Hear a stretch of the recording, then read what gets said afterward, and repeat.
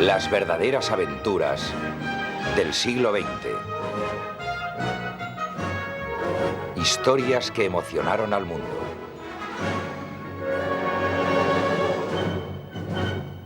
Aviadores yanquis en Francia.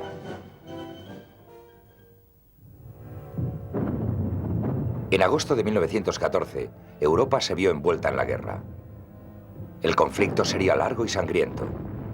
En él participarían activamente todos los países del continente, con excepción de Suiza, España y los países escandinavos.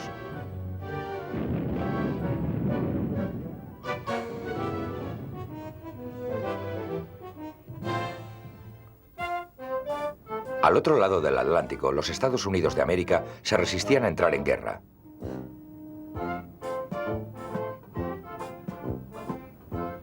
La mayoría de sus ciudadanos habían emigrado de Europa huyendo de persecuciones o de la falta de oportunidades. Y no deseaban mezclarse en una guerra que no tenía nada que ver con ellos.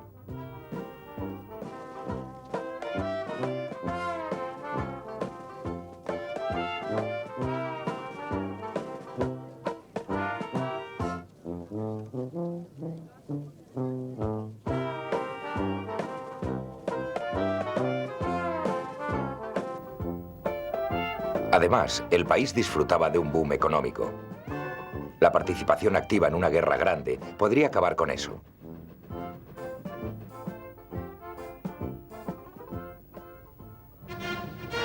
Pero algunos jóvenes norteamericanos se sentían atraídos por Europa, en especial por Francia.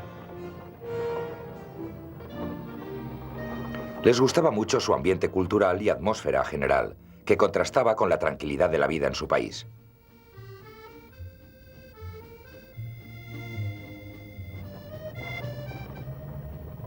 En agosto de 1914, algunos de esos jóvenes pensaron que no podían quedarse al margen mientras Francia iba a la guerra.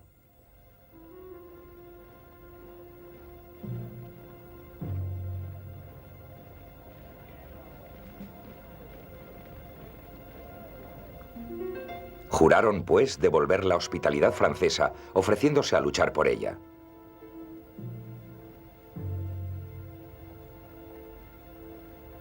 Esos norteamericanos se alistaron en la Legión Extranjera Francesa. Entre ellos había 3 aviadores, Bill Thaw, Jimmy Bach y Bert Hall, un personaje aventurero que había volado tanto para los turcos como para los búlgaros durante la Guerra de los Balcanes de 1913. Esos voluntarios norteamericanos participaron activamente en combate durante el otoño de 1914. Pero los 3 aviadores creían que podían servir mejor a Francia uniéndose al servicio aéreo francés, cosa que hicieron en enero de 1915. Thaw comenzó a pilotar biplanos Caudron, mientras Bach y Hall pilotaban monoplanos Morane-Saulnier. Durante 1915, otros aviadores norteamericanos se ofrecieron voluntarios a volar con los franceses. Uno de ellos, Norman Prince, concibió la idea de formar un escuadrón norteamericano. Al senador francés Gaston Menier, un entusiasta de la aviación, le gustó la idea y consiguió apoyo oficial. El millonario norteamericano William K. Vanderbilt accedió a financiar el proyecto. Al fin, el 16 de marzo de 1916 nació el escuadrón.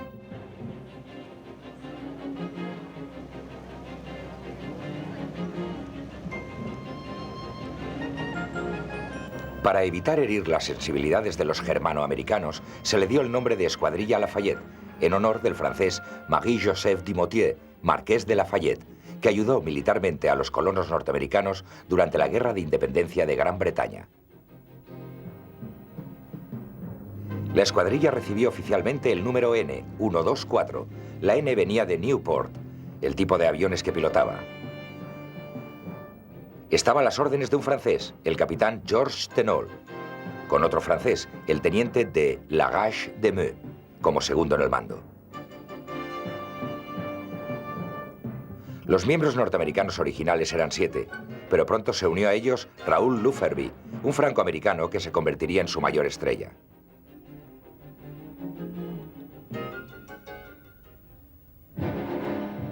El escuadrón fue destinado al sector de Verdún. Allí se luchaba desde febrero de 1916 y los alemanes obligaban a concentrar más y más fuerzas francesas en la defensa de la histórica fortaleza de Verdún. Fue una batalla que continuaría hasta casi el final del año, con enormes pérdidas para ambos bandos.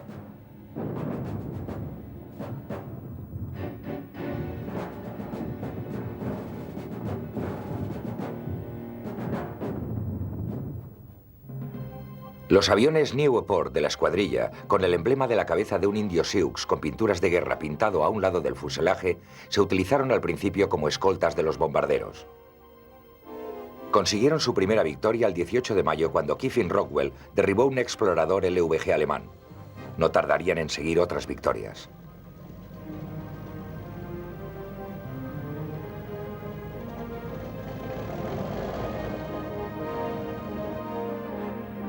Pero no era solo la gloria lo que movía a los pilotos de la Lafayette.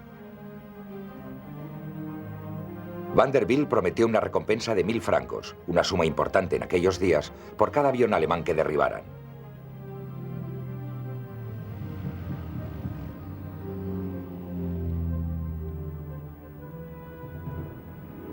Con ese acicate y el valor de sus pilotos, el escuadrón no tardó en empezar a hacerse famoso.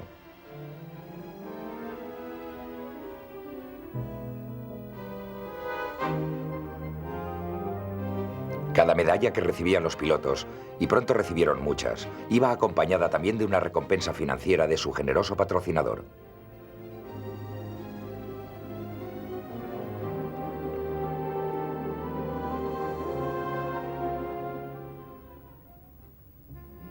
La escuadrilla era agasajada por la sociedad de París. Cuando los pilotos iban allí de permiso, raramente tenían que pagar por su comida o su bebida. Las mujeres los rodeaban, entre ellas la famosa Mata Hari, la cortesana y espía que sería ejecutada por los franceses en 1917. El escuadrón también adoptó mascotas, incluidos 2 cachorros de león, Whisky y Soda. Pero la batalla aérea de ese verano sobre Verdún no era ninguna fiesta.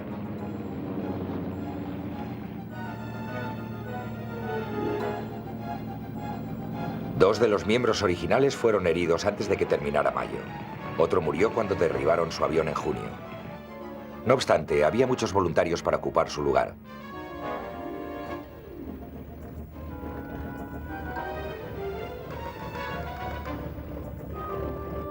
Un as de la aviación francesa, Charles Nungesser, se unió también extraoficialmente al escuadrón, y su presencia alentó a sus miembros.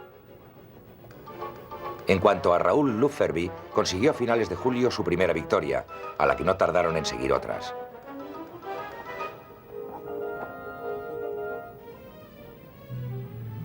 Pero las muertes continuaban.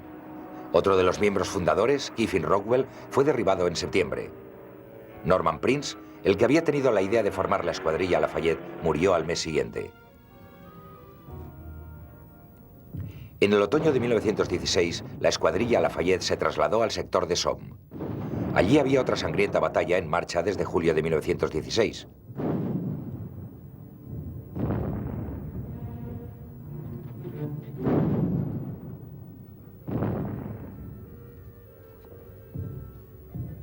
En esa prolongada batalla, los británicos llevaban la delantera en el lado aliado y avanzaban metro a metro a un coste de vidas cada vez mayor.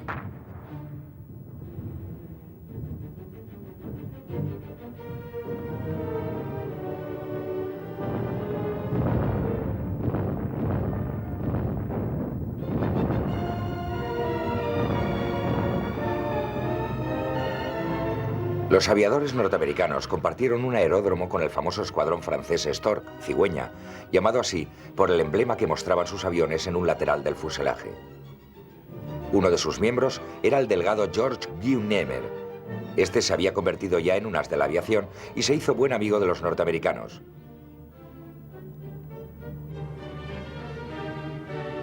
Guynemer caería en septiembre de 1917 tras haber derribado 53 aviones enemigos.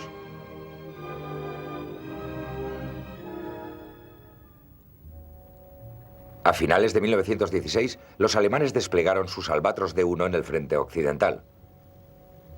Ese avión era superior al Nieuport y les ayudó a conseguir la superioridad aérea.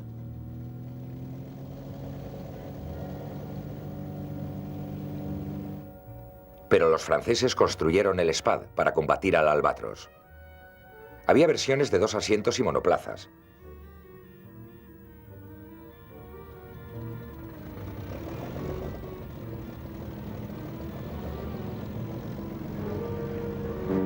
El Spad demostraría ser uno de los mejores aviones de caza de la guerra.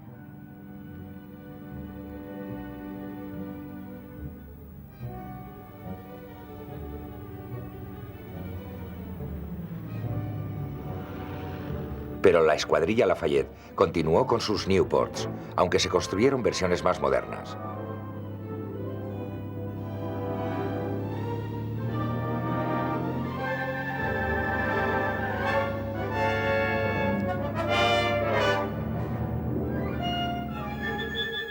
Bert Hall, uno de los dos supervivientes de los primeros pilotos de la Lafayette, fue destinado a un escuadrón de Spads.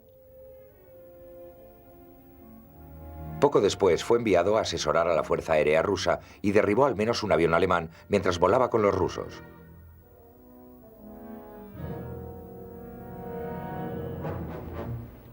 Pero la ayuda que Hall podía dar a los rusos era muy poca y llegaba demasiado tarde. Las numerosas derrotas militares habían llevado la desilusión y el descontento al país. Hall llegó a San Petersburgo justo a tiempo de presenciar la Revolución de marzo de 1917 que derribó al zar Nicolás II.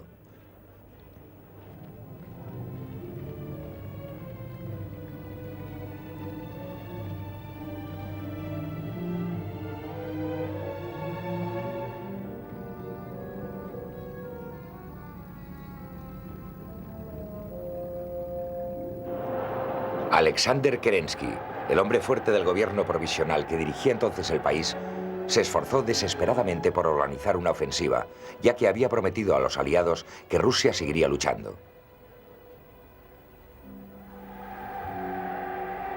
Mientras eso ocurría, Hall recibió órdenes de volver a casa viajando hacia el este en el ferrocarril transiberiano.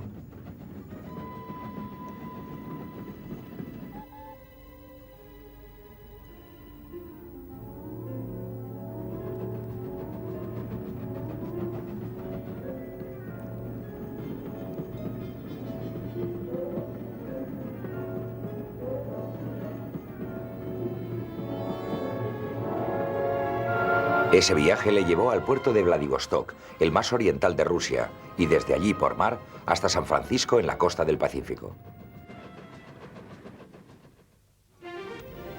Los Estados Unidos habían entrado por fin en la guerra y sus fuerzas armadas aumentaban rápidamente.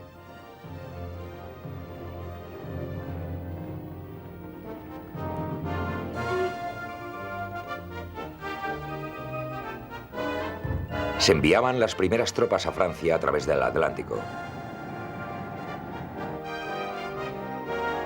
El servicio aéreo andaba muy escaso de instructores de vuelo y quería que Hall se convirtiera en uno de ellos, pero este rehusó con el argumento de que seguía en el ejército francés.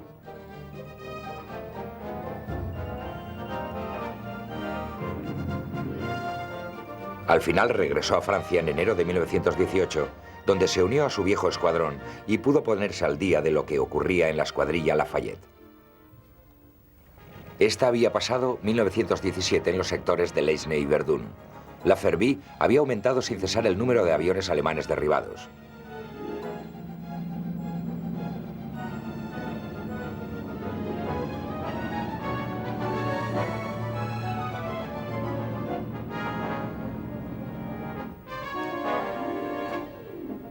Pero también había cada vez más bajas. La batalla aérea sobre el frente occidental se había intensificado y los pilotos jóvenes a menudo sobrevivían solo días o semanas antes de ser derribados. Aún así, a finales de 1917, había unos 200 pilotos norteamericanos con uniforme francés y se les había llegado a conocer en conjunto como el Cuerpo de Pilotos Lafayette. Algunos pilotos Lafayette ayudaron a entrenar a los pilotos novatos del servicio aéreo norteamericano en Francia. El servicio aéreo norteamericano reconoció que muchos de los pilotos norteamericanos con uniforme francés tenían más experiencia en el combate que sus propios pilotos.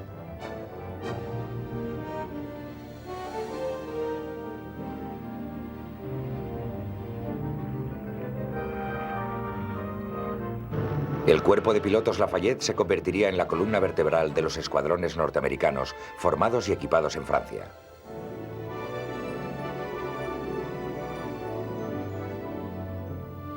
Se dieron pasos para transferir el cuerpo completo al servicio aéreo norteamericano.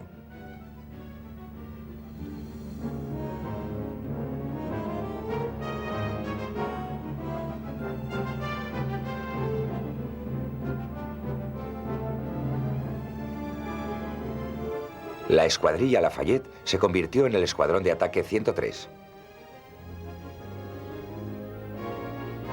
Bill Thaw, el único de los primeros voluntarios que seguía en ella, fue nombrado comandante en jefe.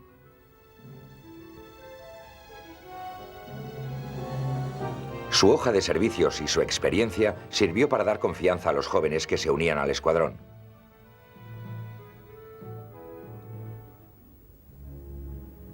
Raoul Lafferby, después de ser destinado brevemente a un trabajo de escritorio, recibió el mando de los escuadrones de ataque 94 y 95. El 94 se convertiría en uno de los escuadrones norteamericanos de combate más famosos y se le conocía como el sombrero en el aro, por su emblema. Pero la suerte de Lafferby se terminó por fin el 19 de mayo de 1918, cuando fue derribado por un albatros de 2 plazas.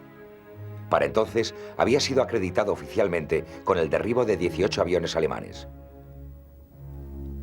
La fama de Lafferby era tal que recibió un funeral de jefe de Estado.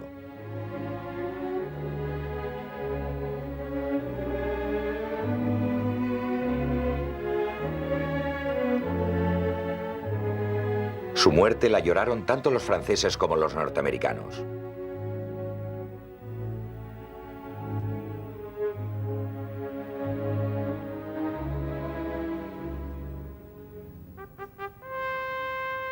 Pero Lafferby no murió sin antes pasar su conocimiento y su experiencia a un piloto del Escuadrón 94, un antiguo piloto de carreras llamado Eddie Rickenbacker.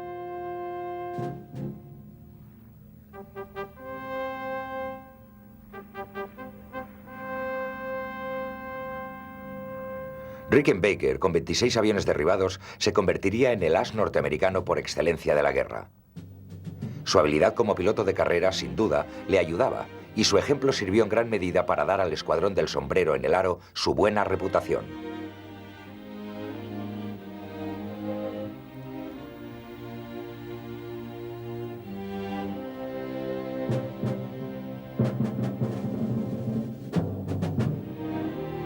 Pero algunos pilotos Lafayette no se trasladaron al servicio aéreo norteamericano. Querían seguir volando con sus camaradas franceses, con los que habían llegado a establecer fuertes vínculos. A pesar de las considerables presiones oficiales, algunos de estos hombres siguieron en el servicio de pilotos franceses.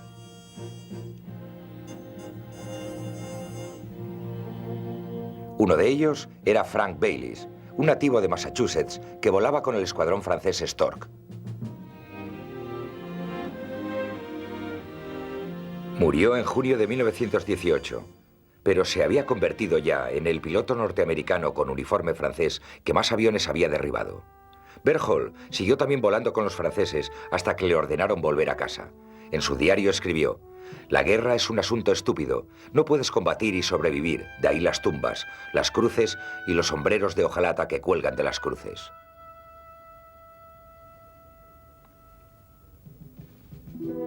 El cuerpo de pilotos Lafayette devolvió de sobra el servicio que su tocayo había rendido a los Estados Unidos 140 años atrás.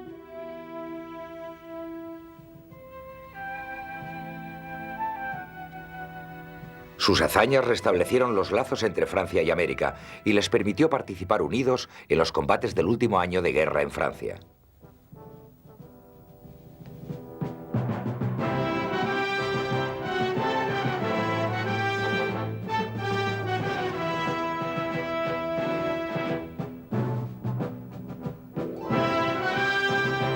Los franceses premiaron el valor de los pilotos Lafayette con un gran número de condecoraciones al valor.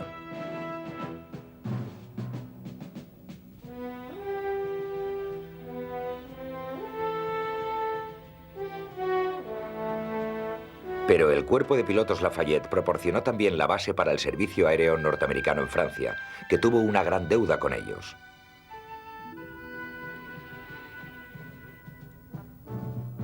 La nación francesa no olvidó a los pilotos Lafayette. En el verano de 1928 se celebró un impresionante acto memorial en París, en presencia de dignatarios franceses y veteranos Lafayette.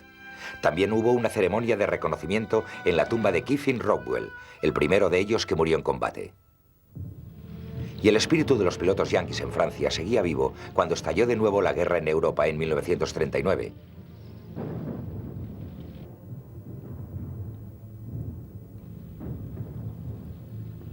Una vez más, Norteamérica se quedó inicialmente al margen, pero eso no impidió que algunos hombres se ofrecieran voluntarios para luchar con los aliados a medida que los alemanes avanzaban por todo el continente europeo.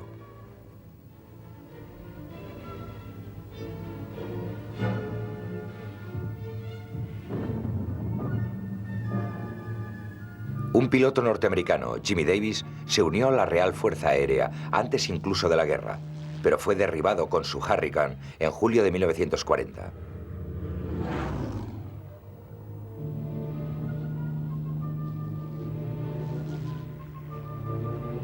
La muerte de Davis se produjo el mismo día en que iba a ser condecorado por su valor por el rey Jorge VI. 3 voluntarios norteamericanos más combatieron también en el escuadrón de Spitfires de la RAF. Habían volado ya con los finlandeses en su guerra contra Rusia durante el invierno de 1939 al 40 y siguieron combatiendo por los franceses.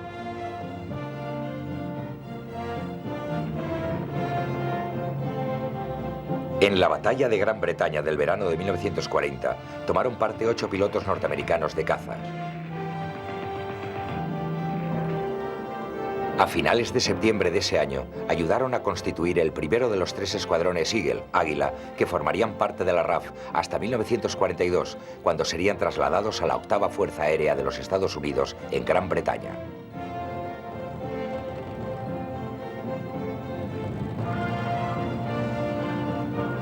Tristemente, solo uno de esos 8 sobreviviría a la guerra.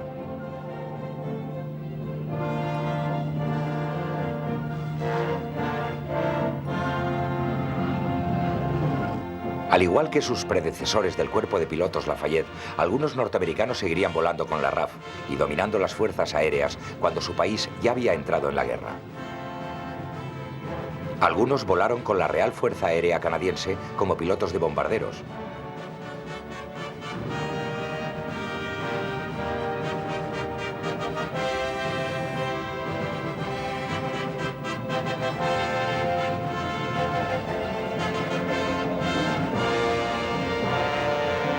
Uno de esos individuos fue el neoyorquino John McCarthy, quien recibió muchas condecoraciones como piloto Lancaster.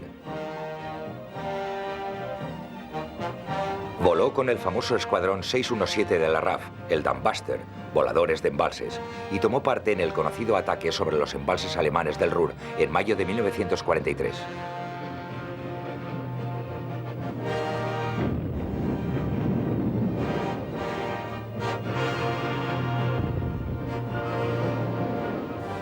Pero los franceses no olvidaron a los pilotos Lafayette. En 1943 formaron un escuadrón de cazas en el norte de África. Equipado con cazabombarderos norteamericanos P-40 Warhawk, halcón de guerra, recibió el nombre de Escuadrilla Lafayette y adoptó el mismo emblema del piel roja. Esos pilotos franceses y los norteamericanos de los escuadrones Eagle de la RAF eran conscientes del orgulloso récord dejado por sus antecesores 20 años antes. Porque los hombres del cuerpo de pilotos Lafayette fueron verdaderos caballeros andantes del aire. Sus hazañas sobre los cielos de Francia hace tiempo que entraron en la historia.